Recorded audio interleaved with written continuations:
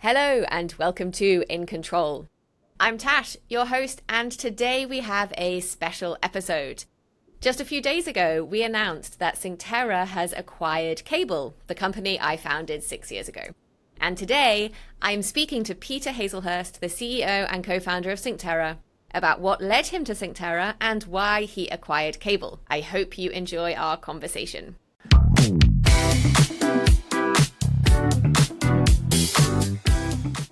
Peter, thank you for joining me today.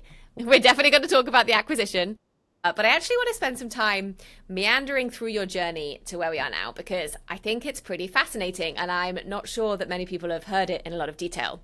So set the scene for us. You were actually born in Australia. No. No, where were you born? I was born in Oxford, England. So my dad was at the tail end of his PhD or had just finished school and college and stuff.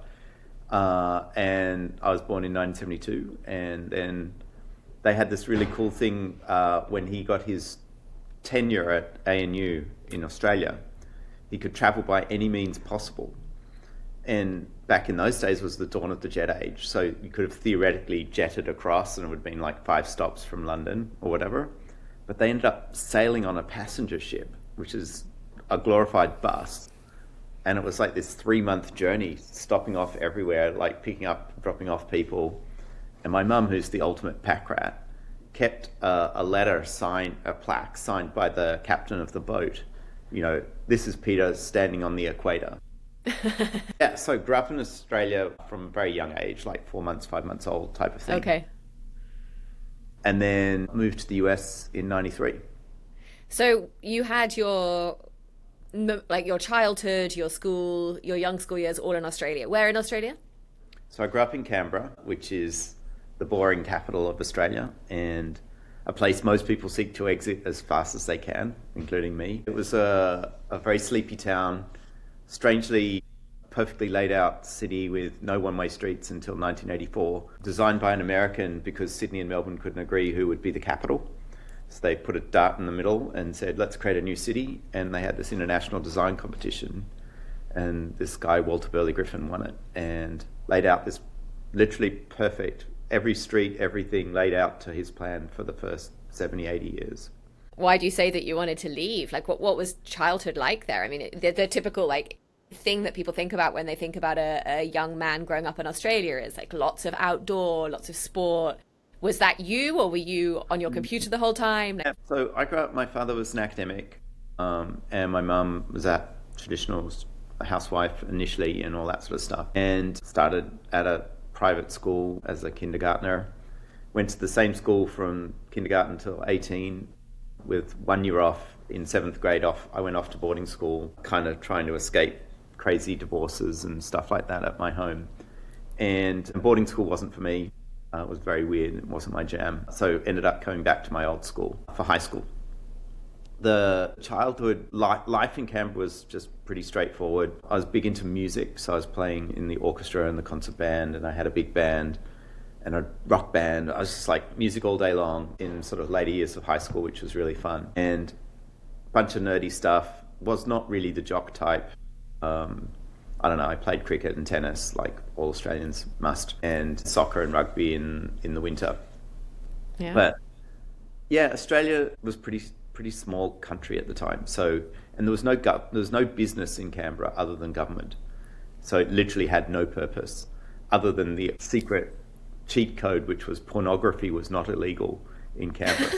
All international porn was imported to Canberra and then distributed out of Canberra to Sydney and Melbourne, which, if you wanted to have one industry, you would never have guessed that would be it, but that was it. I bet there were some entrepreneurial teenagers who made some money funneling it out. I have no idea. I don't know what you're talking about. But yeah, so I don't know. I started playing with computers in 3rd grade, 4th grade, something like that. We had an Apple II at the school library. And one of the first things I worked on was a little catalogue of all the books in the library. And that was like a little side project I did, I think, in 5th grade. Didn't really do much with computers until, playing games and stuff over the summer with my friends. 1984 was a seminal moment when the Mac came out.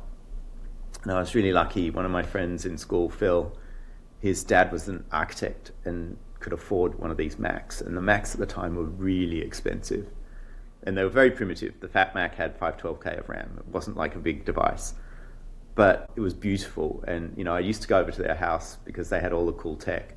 They had like a Bang & Olufsen record player, which at the time was like insanity expensive. But it was the time I got my first music recorded onto metal tape. Mm-hmm. And back in those days, you're living on your Walkman. There was no digital downloads or any of that crap. But it was really, learning to play with the Mac was like this big unlock. And the game at the time was Lode Runner at 150 levels. And me and my friend Phil, we would just play all day, trying to crack. And you get to like level 137 and you just sit there all day long. And there's no YouTube to watch someone else that shows you how to play the level. What music did you play? Were you singing? Were you playing guitar? A bit of everything. So obviously started like all kids on recorder in second grade with Mrs. Allen as my teacher. She was really fun. And then third grade started playing violin, sucked at violin. Violin is like an instrument that should be banned from families, except if you have like a locked-in room where you can avoid sound escaping because it sounds so bad, until we've been playing it for like 5 or 6 years. But I did that for a year or two. Then I played timpani in the orchestra, and then in fifth grade took up flute. And flute was my big instrument. So I ended up playing that all the way through high school, and it was part of my graduating exams and all that sort of stuff. After a little while of flute, so about third year, year 9, third form, I started playing piano, but I kind of sucked at piano, and so I ended up doing jazz piano, which is a way of being able to play without really knowing how to play. And then, I was singing a lot, so I had a big band in high school, which was kind of fun, and a lot of Harry Connick type of music. It was that sort of genre, big band jazz, which is my sort of ultimate jam. Did that for a while, played flute in the orchestra, played at the concert band, which was kind of fun. And part of this was self-directed. So the school I went to was an all-boys school, and we had a sister school, literally called Girls' Grammar. I was at Boys' Grammar, they were at Girls' Grammar. And the only integration between the schools was music. So if you wanted to see girls during the week, optimize for music. And so that was like the great unlock. So all the girls would get bussed over to our school because we had better concert prep places and stuff. And that was pretty fun. But music was all day, every day. In 9th grade, we did a thing called work experience. So you basically tell your school, I want to be a lawyer or a doctor or whatever. And thought I wanted to be a professional musician. So I was lucky enough to get a job as second piccolo with the Sydney Symphony Orchestra. Oh, wow. So it was really great. And we did, I don't know, a week of rehearsals, and we're in the dress rehearsal. And this amazing conductor, Stuart Challenger, comes in, and he's the typical firebrand, loose cannon conductor. If something goes wrong, he'd throw the lectern and all this sort of stuff. And I'm playing, and I'm pretty sure I'm getting it right. And he looks up and he's like, throws the lectern down and looks in my general direction and says, "Can't hear you." And the trumpets are behind me, and so I assume he's referring to the trumpets. So I just sort of sit still. And I'm in my little school uniform shorts, and everyone else is in tuxedos. And he's like, "You boy, stand up." And I was like, oh shit, he means me. So I'm basically standing up. I'm, I don't know, 14, 15 years old, starting to cry. I'm terrified. He's like, "If you're going to be in my orchestra, make big fucking mistakes. Otherwise, don't play." And I was like, "What?" He's like, "Can't hear you. Play louder. Be bold. Be great." And it was this amazing unlock, which was like being perfect, but nobody knows, doesn't do anything. And he changed in that one moment, my philosophy became, create and do and take risk. And it's better to do that than to be perfect and nobody knows you exist.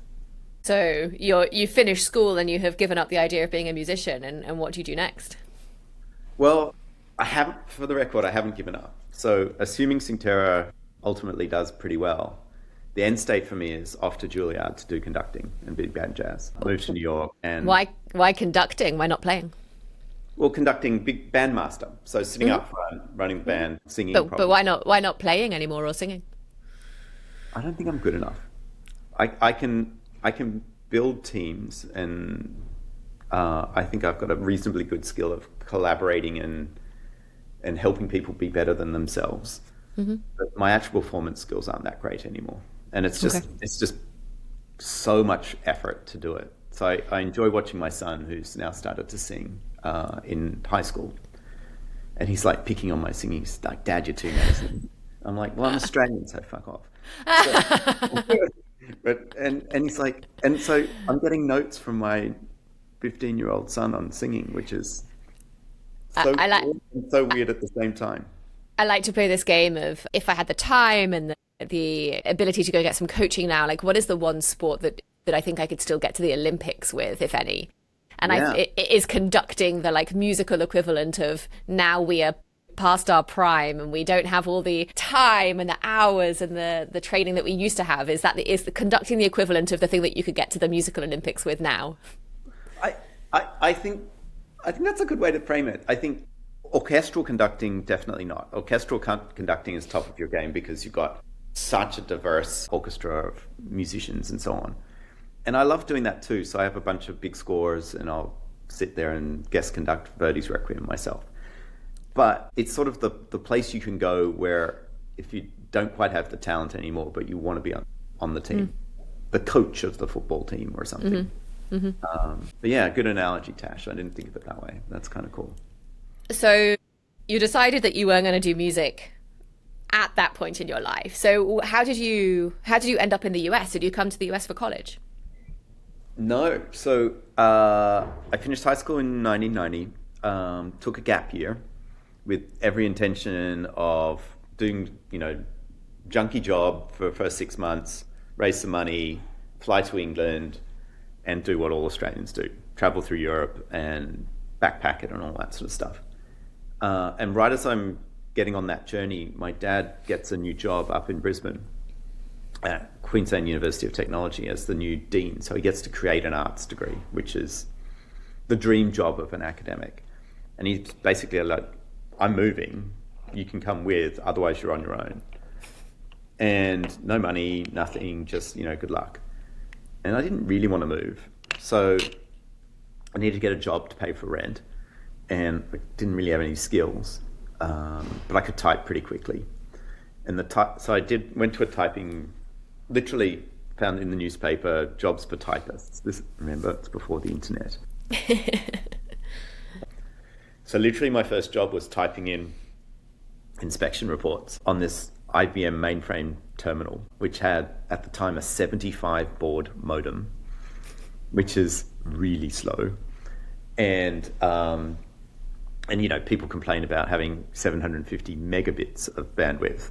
I'm talking 75 bits of bandwidth. And so, but the job, it had a 32K buffer. So you could type, and then you could walk away for 3 hours and the keystrokes would be echoed up to the mainframe. But if you missed a tab key, you're screwed. And you wouldn't know. So at the end of the day, we had these big giant band printers, which are like, 3 feet wide. And you hit print, and it's basically like printing a spreadsheet. And if everything's correct, all the columns are beautiful. If you missed a tab key, then you'd suddenly see straight, and then everything off by diagonally. And the first time this happened, I knew it because there was this amazingly attractive receptionist at the office. And she's like, "Do you want to go for coffee?" And I was like, "Yes, I did." I was like, type. And then walked away. And we had coffee in the 2 hours that I was uploading my keystrokes. At the end of the day, printout comes out and you could see clearly where I went to coffee. And so then I had to type it all in again. I was like, this is shit. I hate that. So then I said, I'm not going to date this girl.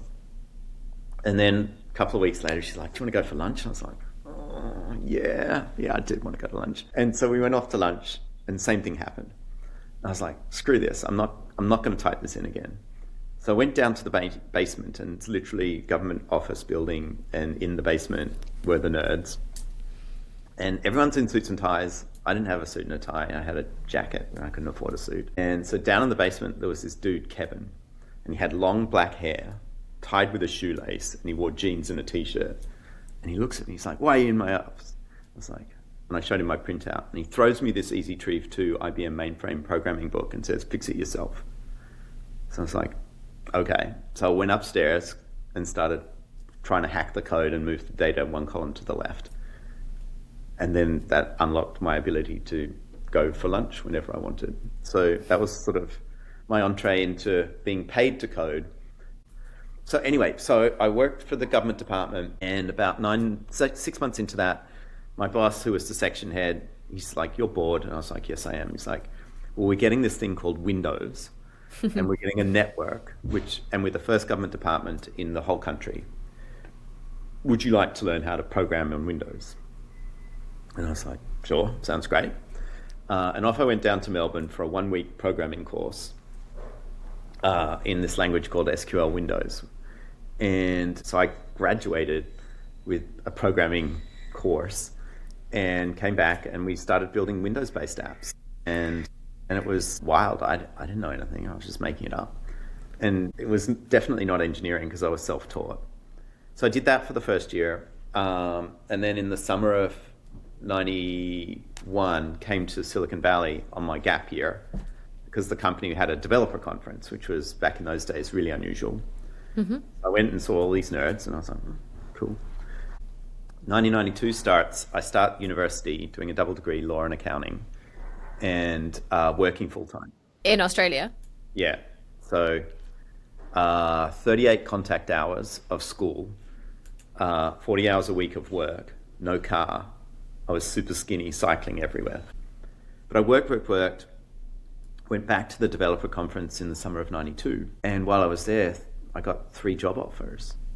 And I was like, what's going on? And one was to go and work as the database administrator for the 777 project at Boeing that it was just kicking off. So Boeing launched the first plane in 96, 97, so quite a little bit after that. Another was to go work at this company called Goldman Sachs, but I didn't know what that was. So I was like, screw that. And then the third was to do a startup. But I didn't know what startups were. It's like Australia in 1992. Like, you know, being a startup founder was, you know, you'd be walking in the Kimberleys and discover diamonds and say, you know, $50 billion to dig all the diamonds out of the ground. And so this startup wrote to me, and we met and we talked, and then didn't hear anything. And I was like, typical. In like October of 92, a fax arrives, and the receptionist very delicately said, here's your contract. And I was working for the government, and my salary at the time was this astounding figure of $25,384 Australian per year, which as a 19-year-old, actually not bad. You can live on that. My starting salary at Ernst & Young in 2010 was not that much more than that.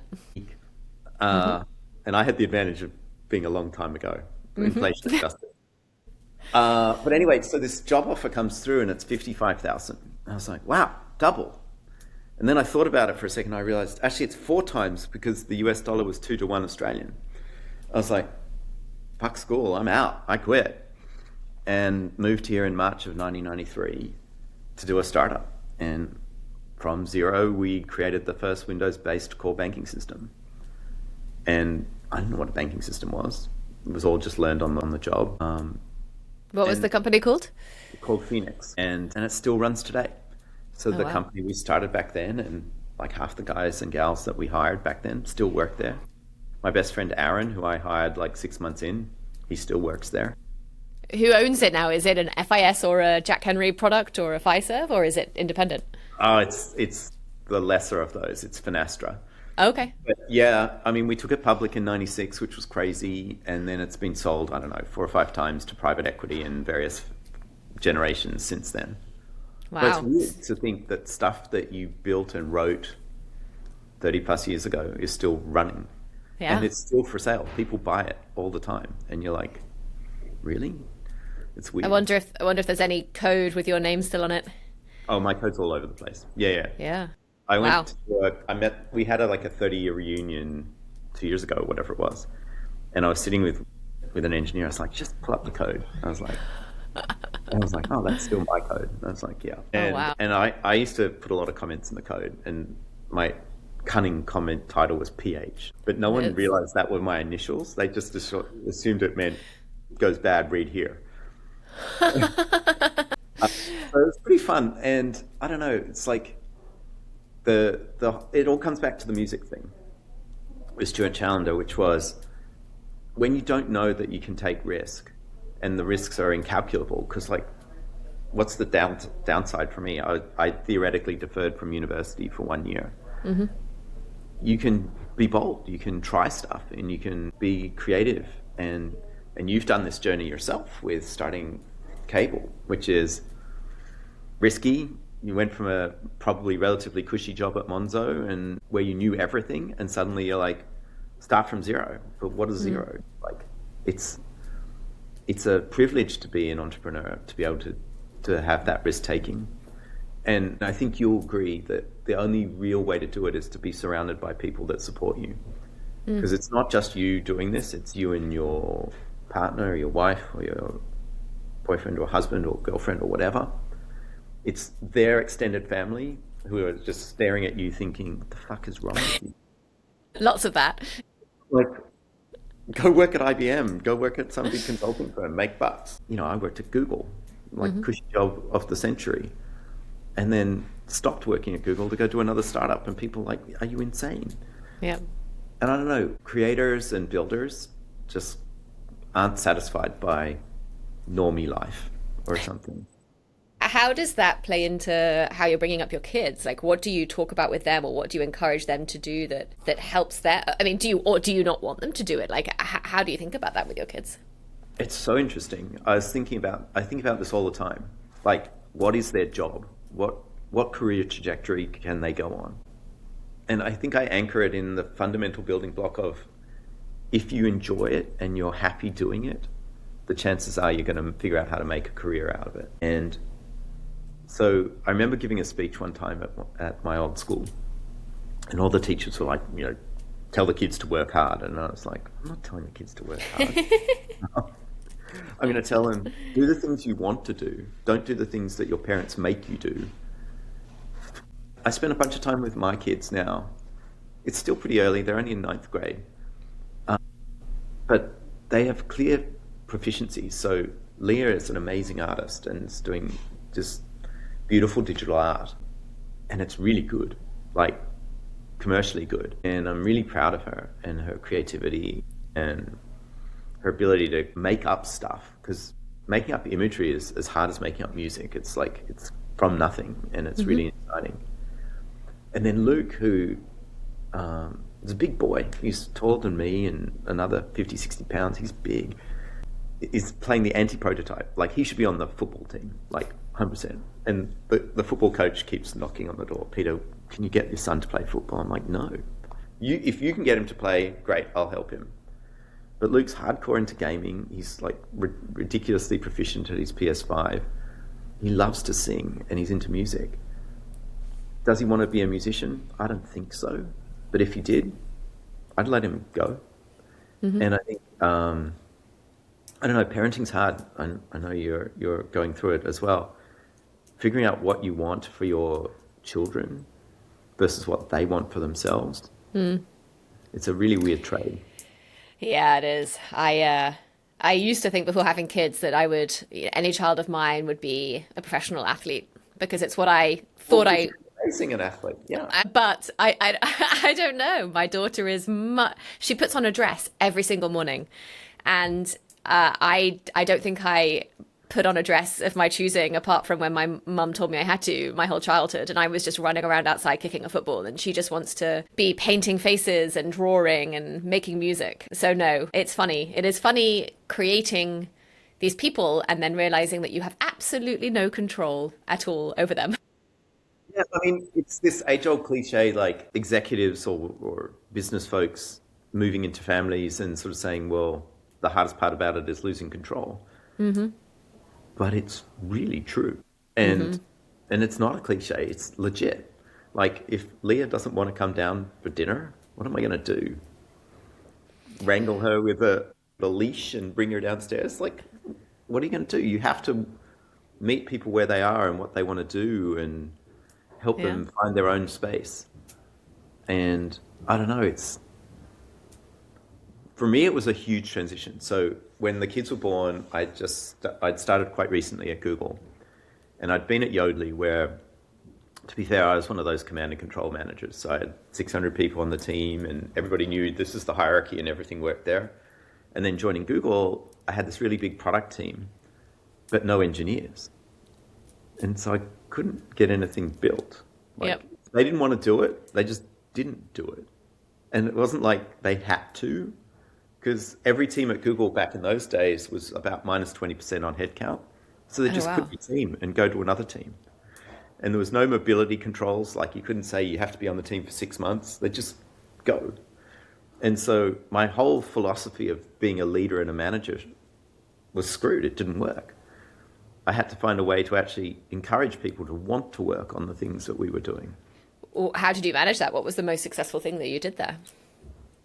It's sort of indirect bribery. Basically, you've got to find a way to be top of mind for Larry and Sergey and the most senior folks at Google, and show to that engineer or that product person you get visibility in and interest from.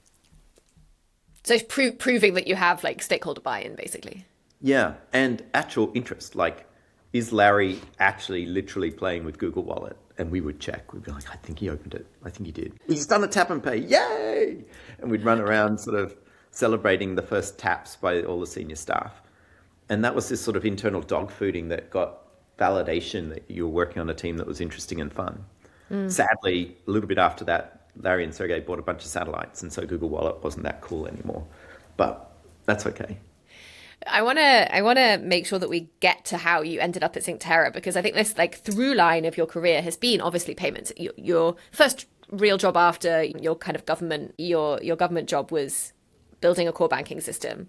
And then you kind of kept coming back to payments and moving money. Why was that? Were you particularly interested in it, or was it that you knew it and kept being offered jobs in it? Like, how did you think about it? I think, and maybe this is sort of another way of thinking about what's happening with AI and stuff like that. Being a horizontal generalist back then and today is okay, but it means you're never going to really be deep or understand something really special or have a unique understanding of stuff. If you're a phenomenal engineer, you can learn any domain. But as a producty person like you and me, people value us because we actually understand what's happening. And we know where to go and where the pitfalls are and the challenges. And part of it is just duration. Like, the more you be in the space, the more you learn, either by osmosis or by direct fail. And so I tried a bunch of different things to try and escape payments. I did a mobile email company. I did a wine startup. I did a solar panels in Africa startup. I did all different things, but every sort of couple of years, someone would drag me back and say, how about some more payments? I'm like, all right. And I was lucky that we worked with some really cool things, and we were at a really interesting time in tech. So sort of going through .com was incredibly crazy and ridiculous. And AI today feels a lot like that, to be honest. The sort of parallels of people just creating companies out of nowhere and sort of going to great revenue and then suddenly going back to zero was very .com, and it's very AI right now for me. At the same time, when Google finally sort of came on the market, 2003, 2004, everybody's whole mission in life was to get bought by Google. And then Apple with the App Store, same thing, which was they peeled off every good idea and then either spun up a team or bought the team and added it to the OS. And we're kind of that mode right now with AI, which is there are so many great ideas, but how many music generation software companies do we need, and how many agents do we need doing avatars that say my voice and stuff like that? And then Google just kills them all every 6 weeks with a new release. Same thing with Claude and Anthropic and all those things. And but so what can't be killed by AI? Exactly. So deep domain knowledge of a vertical that isn't discoverable technologically is pretty interesting. Like, it's quite hard to figure out how does an ATM machine work. Get the technological, think of just logistics. How do you get the cash to it or from it? What happens when you detect a counterfeit bill? All of this sort of stuff. And ATM is such a small fraction of the problem of payments and banking But it's something that you and I can touch and feel. And we say, oh, I've been to an ATM machine. I know what happens. I stick it in, I push my pin, and then cash comes out. But when I did that and I checked my balance, I didn't realize my issuer was getting charged 36 cents for the privilege of seeing my balance sent across the network. And then, I didn't know I could push money to a debit card. Well, you can't. It's illegal because it's a fraud vector of someone doing a refund without having a purchase. And then Square and Chase and Visa said, well, what if we stop that constraint? Now I can push money to a card, and from the network perspective, it looks like an unfunded refund. But suddenly you've got this domain understanding of what's an ISO 8583 message going to do at that point in time. And the first time I coded an ISO 8583 was in 1995 when we built an ATM processor for Phoenix. And you learn the nuances of half-byte encoding back then, and it carries you forward. I was talking to one of our team members, and we're having problems importing mobile check deposit capture files, and this in this ridiculous format called ICL9. I don't even know why it's called ICL9, but it was basically developed by IBM and the Fed in the 80s. And you think you're going pretty good, and then you realize it's a pain. The images themselves are encoded in TIFF format, so they're facsimiles. And modern tech probably hasn't seen a fax machine in a long time. And so my guys were like, it's really hard to read this file. And one of our engineers said, oh, we'll fix it in a couple of weeks. So I sat in front of Gemini and like 60 seconds said, decode this file, make me a nice table, generate some false data. And then I could see the descriptions, and the descriptions of the transaction should have said, check for $75, Smith. But it was all gobbledygook. And that's when I reminded Gemini the file's in EPSIDEC format, which is pre-ASCII IBM mainframe. And it's like, oh, thanks. And then it decoded EPSIDEC and we were done. And in the space of 45 minutes, we had an ICL9 file reader that we could drop into our app. But the only way to get there is if you knew what an ICL9 file was, what EPSIDEC was, what ASCII was, and all of these building blocks of deep domain understanding. And I think for a while, that's going to be a safety net in our space. It's not an unassailable safety net, but for now, it's pretty safe. And the difference perhaps between, so people would have said the same thing about the law or medicine and stuff like that. And I think there's huge value in deep understanding of the law and of medicine. But because there are so many players in banking and payments, and there are so many disparate networks and infrastructure, it's quite hard to see the interconnectedness of it all at the moment. Mm-hmm. It'll come, but it's not there yet. So after Google, you spent some time at Uber, and you built out a lot of the payment product work at Uber. Do you see Synctera as like the culmination of everything that you've learned? Do you see it as like this kind of pinnacle of your career so far? Or how do you think about Synctera? Kind of, yes. I mean, it's kind of an intersection of a whole bunch of different things over time, which is really interesting. So my first startup, Phoenix, was core banking for community banks. Now we're doing a new core banking system for community banks. It's kind of interesting. The guy that started the first company, Baram, he was kind of basically the same age as me when I started Synctera. And he adopted me as his son, basically, when I was 19 years old and I had nowhere to go. And I used to eat at their house 3 nights a week because I needed food. But what was really interesting was his model for getting it started included the first 10 banks with the first 10 investors, and they had to agree to install. And I don't know that I thought about it concretely as a plan, but we've kind of ended up in the same place where we've got a number of our banks are investors in the company, which is great. Mm-hmm. The play forward and the interconnectedness, we work with big players as well. We're public on the open market where anybody can play with our APIs. We've learned, like we learned at Google, faster APIs, easier access makes it better platform play. I learned from Uber that getting there first, despite the economics, is a win. And then you can always go back and optimize the economics. But if you don't have any customers, it's academic. Mm-hmm.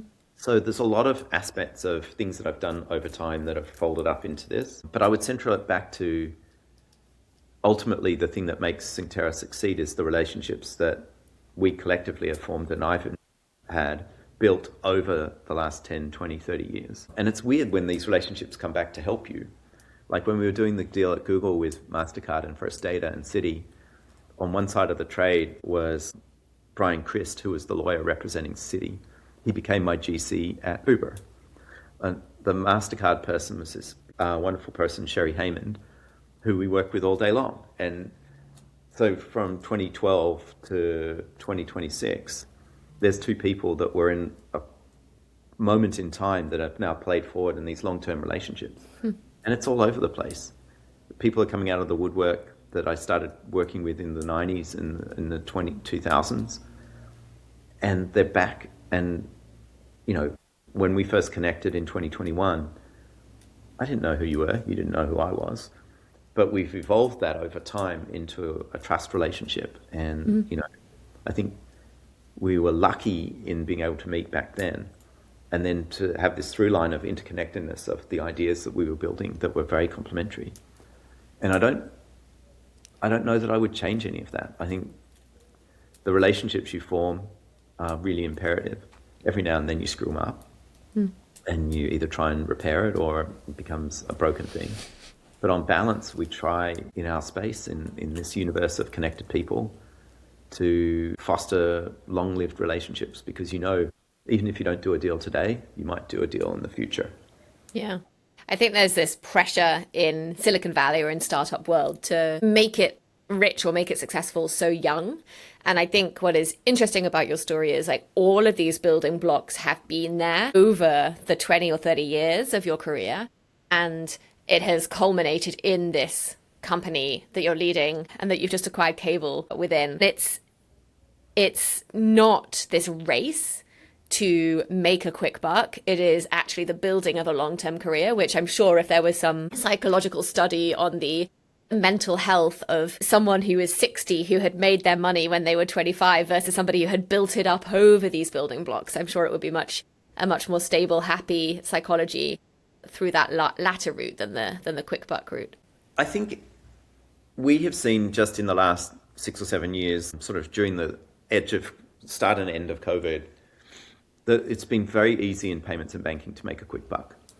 The consequence of which is real consumers get screwed. And we saw that with Synapse, we saw it with Solid, we've seen it with many other players in the market where the desire to make a number transcended good judgment of, is this in fact the thing, that is this really good for humans? And I am sure we have turned away deals that we could have taken that would have been quite lucrative, we would have made lots of money, but were the wrong thing to do. And I'm sure team members got frustrated when I've said no to something. And I probably said no to too many things. I probably should have been a little bit more lean in on some of them. But I just can't get in my head this idea that the people that entrust us with their money are fungible. They're not. They're real humans. And there's so much ill will that can be created and you can never earn it back if you mistake their trust in you as sort of perpetual or without risk. And I just won't do it. So why did you say yes to the Cable opportunity? Because I saw a great team that were passionate, that knew a space in depth and would be immediately collaborative and complementary to everything else we do. There's almost no overlap in product, which is super rare. Other than logged in users or something stupid, but we'll fix that. Single sign-on. It's the bane of everyone's existence. But the complementarity of the two product teams and the way we work was really good. Philosophically, I think we're on the same page. Like, you started a company with the objective of helping to spot when people did the bad things, which is great. And I like the fact that the way we can work together makes 1 + 1 = 3 for sure. This isn't just add your bits to our bits and suddenly we have a richer thing. It's actually better because of both of us working together. The banking as a service space has been pretty tumultuous over the last 5 years. And a lot of people a lot of the players in this space talk about compliance and, pretend that they care a lot about it. Why do you think that this is really the first compliance acquisition by a BaaS player? Why haven't there been more? I would say generically because compliance is hard. And, at its root, Synctera is a really, really cool spreadsheet that keeps track of math and money. If you sort of boil it down to the nuts and bolts of a ledger. you can just stop there. You can just be a software company that delivers a ledger and says, I don't care what you do with it, it just works. And you can say, stitch together, fintech, your own solutions around this problem. Please try not to onboard criminals and sponsor money laundering. That's one strategy. And I think for the really, really big fintechs like me at Uber, for example, that can actually work just great. We would assemble the bits, and because I had a big compliance team, we could wrap it around with that. No one else has those resources. And turning a blind eye to compliance is a convenient way of saying, I just did the software. It's not my problem. But the reality is, if you build a tool and you have no thinking about the consequence of the use of that tool, and you don't build all the checks and balances to make sure that people, even if they are only doing it by accident, are making mistakes, then you're kind of sort of releasing into the world a thing that can do bad stuff. And, you know, the extreme version of that was the Anthropic guys not releasing their tech stack to DoD. And we are obviously not at that level of risk creation or whatever you want to call it. But we all share a responsibility when we build things that are open-ended with no control to think about, well, what would happen if someone didn't have my ethical standards or my value systems or whatever? And minimally, you've got to build a system to keep track of where all the money went, even if someone uses it and does bad things with it. That immutable ledgering is sort of the fame of crypto and Bitcoin and all that sort of stuff. And I think to the regret of most of the people using Bitcoin to do bad things, that the ledgering is actually pretty good. But in our universe, helping people do the whole solution better actually just means that the marketplace is healthier. And I think what's happened, we've had this sort of limp along period for a couple of years where all the bad actors are getting flushed out of the ecosystem. And there'll be new bad actors. There always is. There'll be the next ledger that doesn't do ledgering correctly, I'm sure. God help you if you're using Delve for your SOC 1 or SOC 2. But I think building things that are sustainable and actually create value for everyone and don't objectively try to cut corners creates a long-lived business. And in payments and banking in particular, resilience and just durability is one of the most important assets. The reason why core banking systems are 40, 50, 60 years old is because they take a lot of time to build and mature and become rigorous and stable. And you could argue that, you know, assembler is not the most awesome programming language for the mainframe, but it kind of works. And then what you're doing is surrounding the code with people and process, and building a company together with you, Tash, like that is pretty unique. And I think we share a belief system that is important when you're putting two teams together. Mm-hmm. That we don't want the quick buck, even though it can be really seductive and attractive. It's much better to build something that's going to survive, and it may grow a little bit slower, and your investors may sort of grumble a little bit and say, go faster. But it's better than dying, and building things together is much more fun. I think we should leave it there. This was awesome. I really appreciate you chatting with me, Peter, walking me through your background. So interesting. And take care of cable. Oh, for sure. And I'm sure we will be tapping into your experience and wisdom for a long time to come. So thank you for building something special. Yeah. Thank you, Peter. This was awesome. And we'll see you next week on In Control.